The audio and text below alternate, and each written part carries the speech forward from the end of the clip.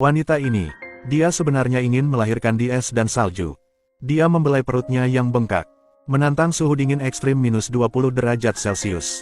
Dengan gemetar, dia menyalakan AC di dalam mobil. Melihat angka-angka yang meningkat di layar, wanita itu tidak bisa menahan tawanya.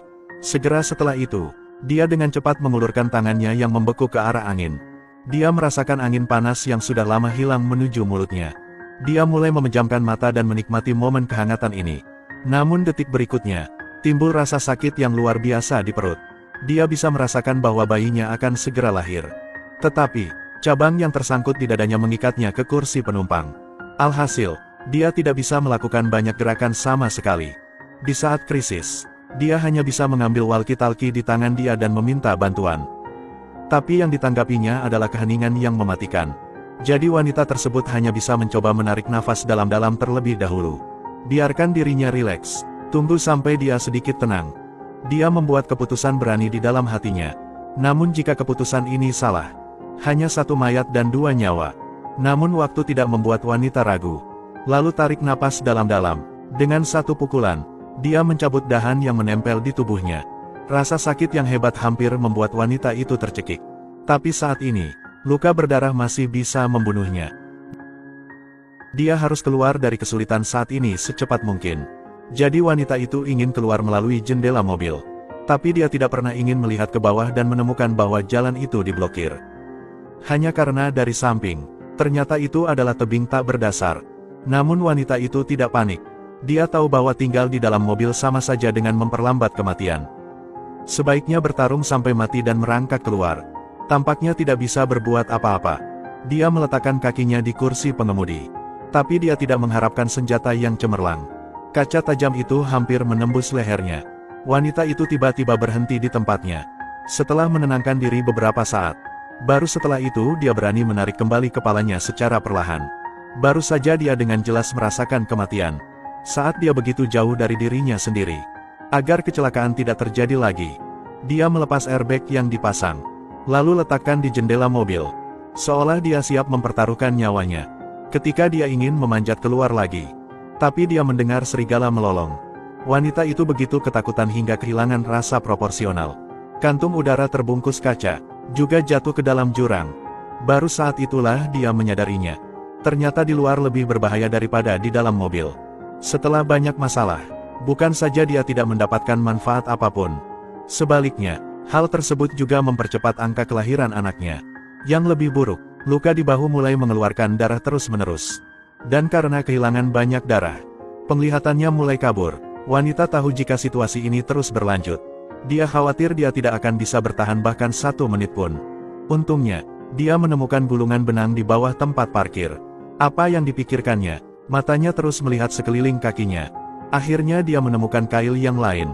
Lalu segera ikat tali pancing di atasnya. Lalu angkat rambutnya, paparkan luka ke udara. Kemudian mulailah menjahit dengan alat sederhana ini. Sengatan jarum, rasa sakitnya hampir membuat wanita itu pingsan. Tapi sekarang dia hanya bisa menahannya. Setelah itu, dia terus menamparkan dirinya sendiri. Hanya untuk mencegah dirinya jatuh pingsan. Setelah beberapa saat dia akhirnya selesai menjahit. Namun krisis ini belum berlalu. Pembedahan dalam kondisi kasar seperti itu. Infeksi luka hampir tidak bisa dihindari. Jadi wanita itu menarik keluar belati yang tertinggal di bawah jok. Lalu mengeluarkan sarungnya. Kemudian masukkan kunci kontak ke dalam bodi. Seiring berjalannya waktu, tunggu hingga penyala selesai memanas. Dia tidak sabar untuk menaruhnya di pedangnya. Tapi suhunya saja tidak cukup. Dia hanya bisa memasang kembali pemantik rokok. Mengulanginya beberapa kali, belati itu mulai memerah. Melihat waktunya telah tiba, dia terengah-engah. Taruh mantel itu di mulutnya. Lalu dia menempelkan pisau itu ke lukanya. Sebentar saja, bahu wanita itu tampak seperti terbakar api. Tapi ini satu-satunya cara untuk menghentikan pendarahannya. Rasa sakitnya juga membuatnya tetap terjaga sepanjang waktu. Dia pikir krisis akan berakhir seperti ini. Tapi tiba-tiba di luar turun salju lebat. Beberapa saat kemudian, mobil itu tertutup salju. Wanita itu sangat kedinginan sehingga dia berdiri. Dia hanya bisa mengandalkan menggosok perutnya agar tetap hangat. Namun, siapa sangka tiba-tiba timbul rasa sakit yang luar biasa di bagian perut. Dia tahu ini pertanda sebelum anak itu lahir. Tidak ada waktu untuk ragu. Dia berjuang untuk menahan tubuhnya yang kembung. bersiap untuk melahirkan di kursi belakang. Menunggu untuk berbaring, wanita akhirnya tahu, sakit parah sekarang, ini 10 kali lebih menyakitkan dibandingkan saat lukanya terbuka. Di saat tak berdaya ini, dia hanya bisa mengambil walkie-talkie dan meminta bantuan. Tapi dia tidak tahu, saat ini ayahnya, dia mati beku dalam perjalanan mencari bantuan. Wanita yang tidak mendapat tanggapan itu putus asa. Untungnya, setelah banyak kerja keras, anak tersebut lahir dengan lancar. Tapi wanita yang kelelahan, dia merasa seperti dia bahkan tidak bisa menggerakkan jari kelingkingnya. Dia hanya bisa berbaring dengan tenang di kursinya. Menunggu keajaiban datang. 2 hari berlalu dalam sekejap mata. Wanita tanpa penyelamatan. Dia berdiri dengan paksa. Namun, dia belum makan atau minum selama 2 hari. Dia akan segera mati. Pada saat ini, wanita itu telah jatuh ke dalam semacam keadaan terpencil. Dia mulai mengobrak-abrik mobil. Akhirnya menemukan sepotong coklat. Kejutan itu datang terlalu tiba-tiba. Dia dengan cepat merobek bungkusan itu. Tidak sabar untuk memasukkannya ke dalam mulutnya. Tapi wanita itu lupa. Dia sudah mengobrak-abrik seluruh mobil sebelumnya. Tidak ada makanan yang ditemukan. Saat ini, sebuah helikopter tiba-tiba muncul di langit. Wanita dengan mulut penuh darah juga mendengarnya. Raungan dari atas. Tiba-tiba dia menjulurkan kepalanya keluar jendela.